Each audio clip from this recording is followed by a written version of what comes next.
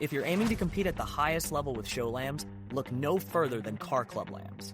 For more than 50 years, the Carr family has been dedicated to building a nationally recognized program, producing elite show lambs that have claimed banners at all of the major shows across the country.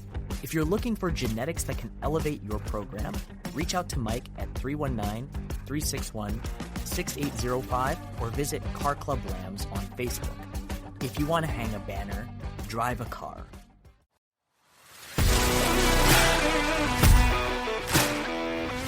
Hello everyone, this is Joe and welcome to The Joe Show. Today we're diving into a story of a young entrepreneur who's redefining what it means to succeed in the livestock industry. Meet 21-year-old Mike McDonough from Oelwein, Iowa. Mike didn't grow up on a farm or in a show barn, but today he owns a 200-head show cattle operation. Mike's journey is proof that hard work, integrity, and perseverance can make anything possible, and his story is sure to inspire anyone. So here we go.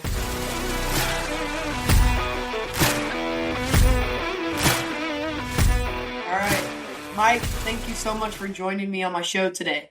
For those who don't know, tell us a little about yourself.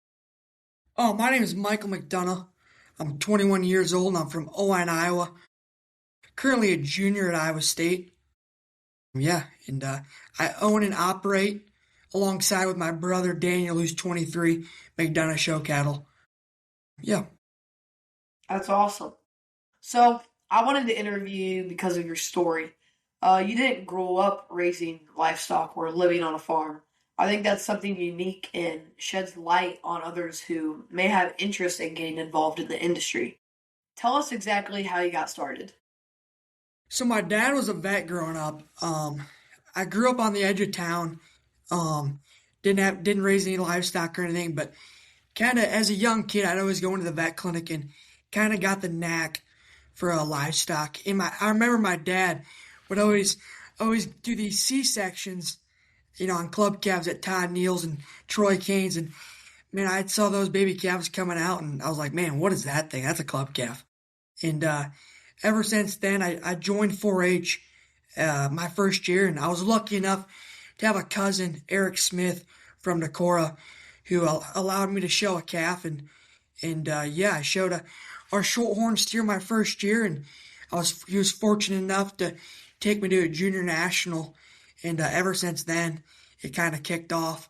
I joke with my buddies, never really showed any good calves. I showed at the county fair level, and I showed at a junior national or two at the state fair. But I think I won my county fair once, but nothing to the level a lot of these kids are at these days. Yeah, well, that's great. So, at what point did you realize you didn't just want to show cattle and you wanted to build a business around them? Honestly, kind of from the get-go, I just really enjoyed being around the livestock and the cows. And, my older brother, who's 28, he owns his own business, and he's an entrepreneur. And I just kind of got the knack from him and of trying to start my own business and just trying to help these other kids that maybe were in the same shoe as me, that didn't have parents and livestock and stuff like that, and try to maybe sell them their first calf. And that's kind of how it all got started, I'd say, is trying to help the younger generation and bring them into the livestock as well. Yeah, that's great. So, and after you and your brother started buying cattle, you had something scary happen. Tell us about that and how that set you back and affected you. Yeah, it's kind of a wild story. I mean, as you can tell, I got a little raspy voice, and I apologize if you can't understand me very well. 8th grade, in the spring, I got sick, so I have something called epilepsy. I was taking a medicine for that, and I had something called Steven Johnson syndrome. My parents took me to Mayo Clinic right away, and they diagnosed it. Then they flew me to a different hospital that had a burn unit, because basically what it does, it burns you from the inside out, and you can't really stop it. So my parents took me there, and ever since that kind of a domino effect, I was in and out of a bunch of different hospitals and for a couple different months, and it was honestly about a year journey. Was all the way and went to Iowa City for a while, and and end up in Boston at Mass General out there. It's kind of a series of events, and I'm just super lucky to be here, and every day just count as a blessing, and I'm so thankful to do what I'm able to do, and the livestock industry was super supportive. I had a really good nurse in Iowa City, Anna Schneider. I'd like to give her a shout out. She kind of shared my story to the livestock industry, and they kind of rallied behind me and got my back. And actually, a lot of the breeders were sending me hats in the hospital, and that was pretty cool. During a tough day in the hospital, it really gave a guy some confidence. Saying getting a couple boxes, a hat, a Webster cattle hat, just showing those guys are thinking about you during a tough time was really, really cool. Yeah, that's awesome. So you've mentioned before that you truly started from scratch. You didn't have financial help. How hard was it? And how did you make it happen?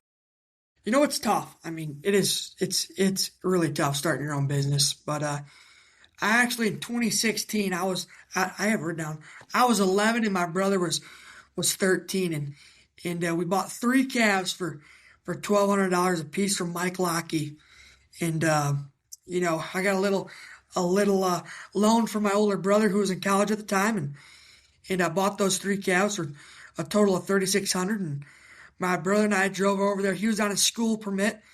We took the back roads, took my dad's truck with a bumper hitch trailer, and drove over there and picked him up, and didn't really know what we were doing, but we got him home, and I remember there was a little shorthorn heifer, and we clipped her up that day, and I had my older brother, post a picture on Facebook, one of those group chats, and we sold her for $3,600 that night. Now that ever since then, it just kind of snapped. Yeah, ever since that little shorthorn heifer we made a little money on, it's the first in the barn, it kind of just went from there. We bought our first cows in 2019. So between then we waited a couple years, and bought 2 cows, $2,500 a piece from Nate Christie out in western Iowa there, and ever since then I guess here we are today. Kind of took off. That's pretty awesome. So, what were some mistakes that you made on the business side, like pricing and partnerships, customer communication? What were some mistakes that you've made? Yeah, I got a list. We could be here all day of all the mistakes I've made. And I just honestly think choose your business partners wisely. I know some of these big cows are a lot of money, and guys are wanting to partner up, and friends are wanting to partner up. I just say get a contract in place if you're going to do something of a large caliber, a big amount of money, just because it protects you both, And I choose your partners wisely because people can change over money. Then obviously, in terms of mistakes, when it comes to selling cattle, especially private treaty, I think a calf's only is worth as much as someone's willing to pay. And I travel the country every year in the spring selling semen. Some of these guys will have these things priced at upwards of $40,000 to $50,000 for a 2-month-old calf, and you'll swing by in the fall, and he'll have him priced at $7,500. And I think it's a good to be. I'm not saying price your cattle high, but talk your cattle up and have confidence in your own calf. But there comes to be a fine line, where it can get a little out of control, and just knowing what your calf's worth, and don't be afraid to make an offer, and don't get offended by offers. There's always room for negotiation. That's a key point in some of the mistakes I've made. And I also think that you're better off getting rid of one, say unclipped, private treaty for $5,000 than feeding him for 2 months, putting him on an online sale, and him bringing $5,500. So it's knowing where to price them, when to sell them, and just all that. A lot of things come into factor. When's the best time to sell that calf to make the most amount of money you can? Mm. Wow. How'd you decide on which cattle to retain, which one to develop and market versus which ones to move? Yeah, so that's huge. Obviously, when you're growing a a herd from one to, when you're starting to whenever. I think the main thing is good cattle are good cattle. I mean, they got to be sound. They got to have some muscle, and I mean, they got to have a look. Start there. I mean, if they aren't sound, I mean, you gotta send them down the road. I think when it comes to the sale, we have a September sale every year with some Midwest, some springborns, Midwest State Fair size stuff, and we try and sort those cattle really hard, to try and bring our best 20 to the table. Well, in terms of in breeding them, we test all of our heifers for TH, PHA, and DS, which are genetic defects, just like you guys have in the pigs, I'm sure. Just testing those, and maybe one's maybe not worth keeping back if she's double dirty compared to being triple clean. And just knowing, and just knowing which matings work, and just there's so many factors that come into that. And honestly, sometimes my brother and I, we argue at night. We talk about it every night, should we sell that one? Are we going to keep that one back? It's just, judgment really, trying to sell your best and give the best out there to the public, but also retaining some heifers back that, can better the next generation. Yeah. Wow. So how important is cash flow and planning in a livestock operation like yours? Cash flow is everything, right? Extremely important. If you're not in business to make money, you won't be in business long. That's what it comes down to. And like this cattle deal is kind of interesting because if you're doing a sale once a year, your income may only be coming in September. So it's really important to stretch that income across the year. And we do a lot of crunching numbers. Luckily, my brother's really good with all that, and he's a big factor and is important. And making sure things penciling. If you want to go out and buy a donor cow, is it feasible? Just all that what comes along with having a business. That at the end of the day, if you're not in business to make money, what are you doing? Yeah. Wow. So let's talk marketing. How are you getting your name out there right now? So honestly, we own a couple promo bulls and travel the country in the spring selling semen. So that way, and social media is huge. It's the 21st century. And that's what everything's come down to, right? So Facebook and Instagram. But at the end of the day, it just comes down to word of mouth. And when cattle, if you sell a calf that wins, people want to buy from people that win, and that's the main thing. You just got to sell your best and try and get them into the best homes or the best traders. The best thing for your business is to have a calf win. People want to buy from someone who wins, for sure. Yeah, so from a social media standpoint, what platforms have worked the best for you and why?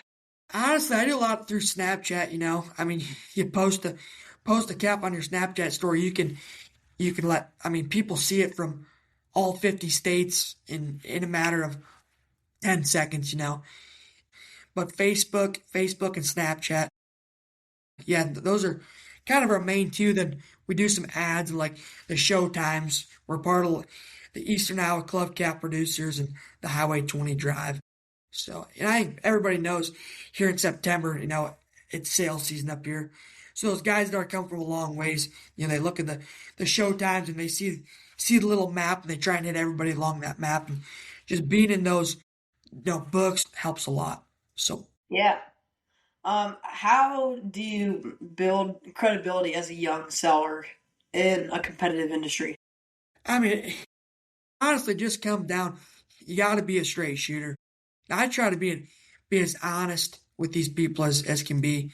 With the marketing and the world we're in, I'd say only about 10% of the people that buy cows from us actually come see them in person. And I get phone calls every day, during sales season, like, hey, what's that calf like? And my brother gets on me pretty hard about this. I almost probably critique him a little too much. Say there's a holdover on there, and maybe you say he's super stout, maybe his feet and legs are just okay. And maybe someone's like, oh, that's some little kid's like, hey, I want to feed that one for a state fair. I'm like, hey, man, like, maybe we shouldn't be pushing this calf, but looking to lot 6. Well, if it doesn't like lot 6, the one I think's the best Midwest State Fair feeding one, you might not get a customer. But at least I know if that kid, at least if I didn't, I tell myself, if I didn't tell that kid that lot 4, the one that's a holdover, that maybe feet and legs aren't meant to be pushed, he buys that calf, he has a bad experience, he might not come back. So there's no, at the end of the day, you're being honest and you're shooting people straight and telling them your honest opinion on them cattle goes a long ways. Yeah, wow. Like, what role do professional photos and videos play in your program? I mean, I think that's huge. I mean, we with an online sale, it's about necessary. I know some guys still do some private treating. You go out to South Dakota, they have some bid boards where you show up and you look at the cows on the cow, which is really cool. But where we're at, we found that doing the online sales work best, and it's everything. I mean, there's so many sales nowadays. I mean, if that picture doesn't grab your attention, they're on to the next sale. And we're big on the picture gets their attention and the video sells the calf. We're use Tucker Mittag. He's done a really good job with our photos, and we're pretty proud to say that the representation of the calf online is pretty close to in person.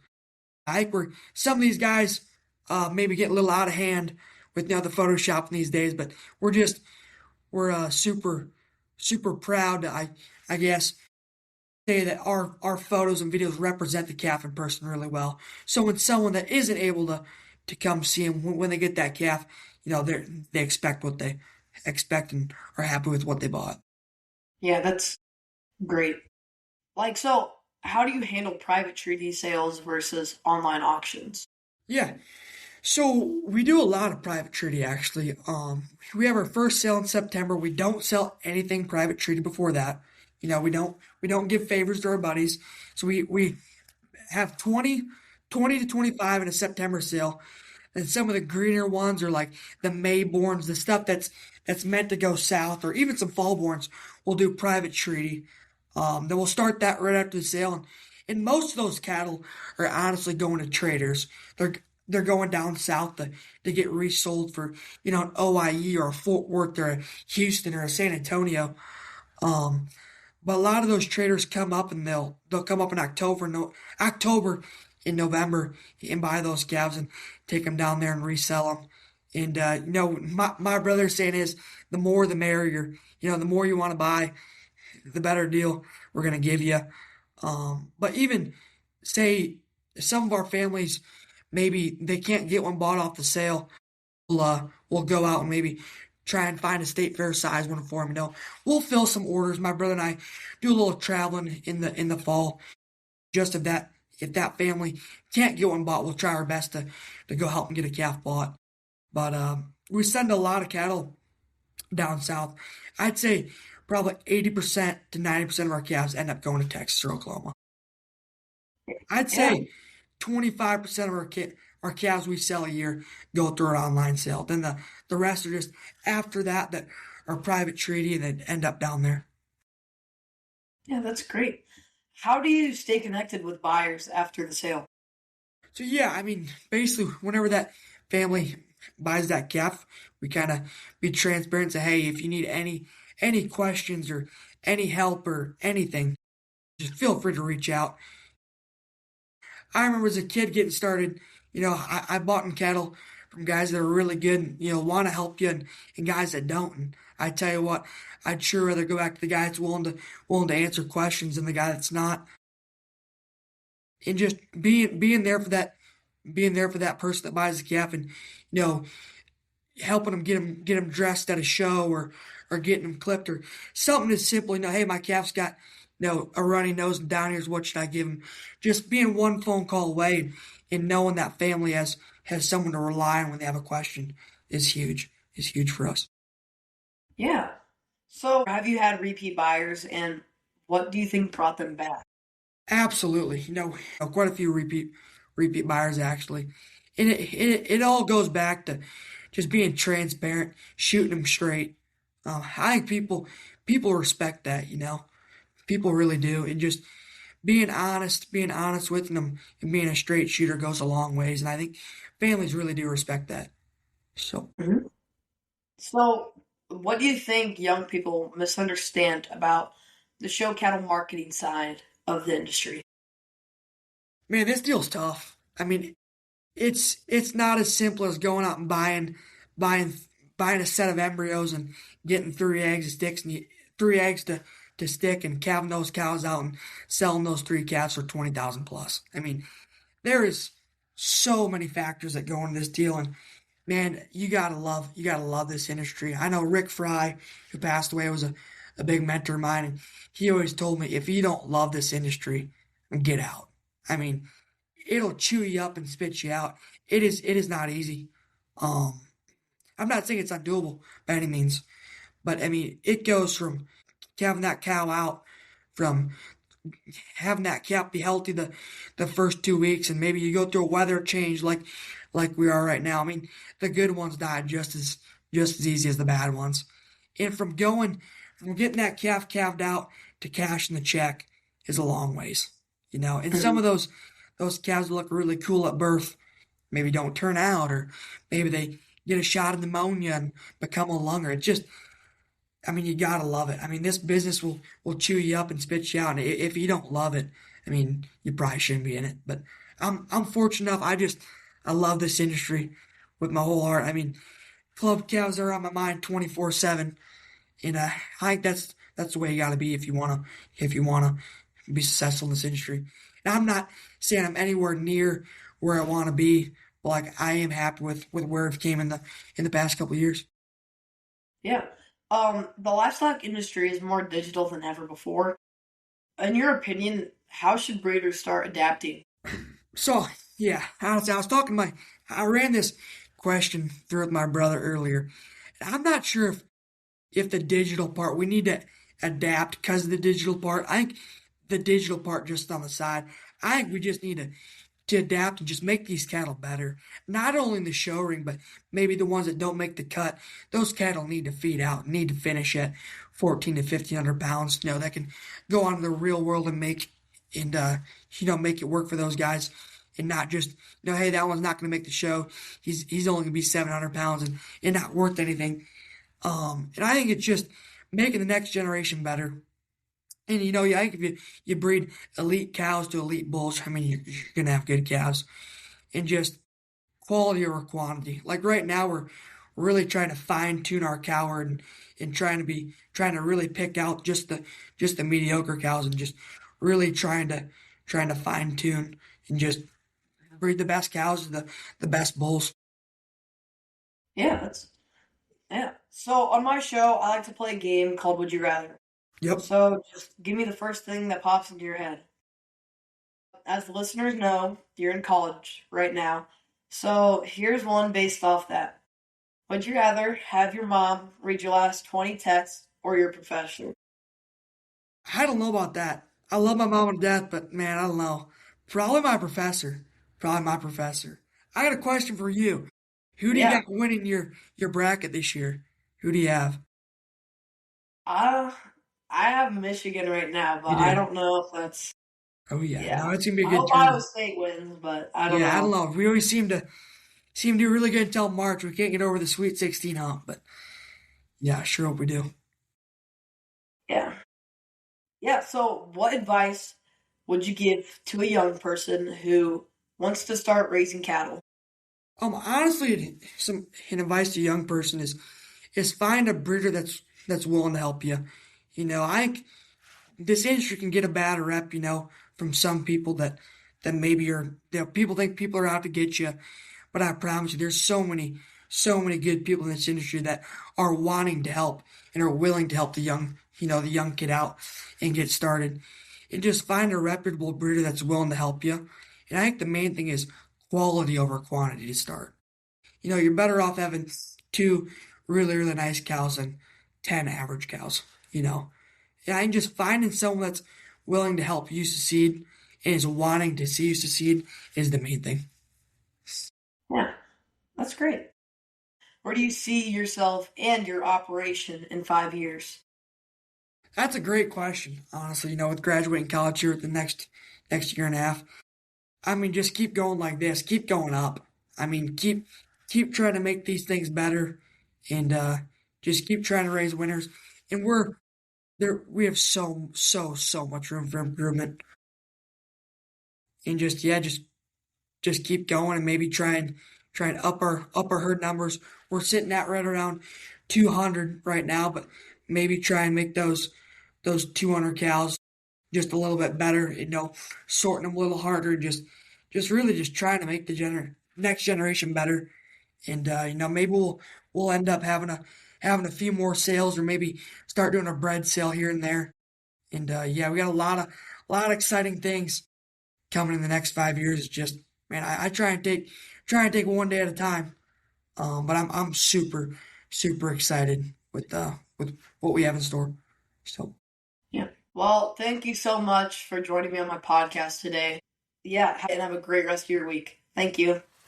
Appreciate it.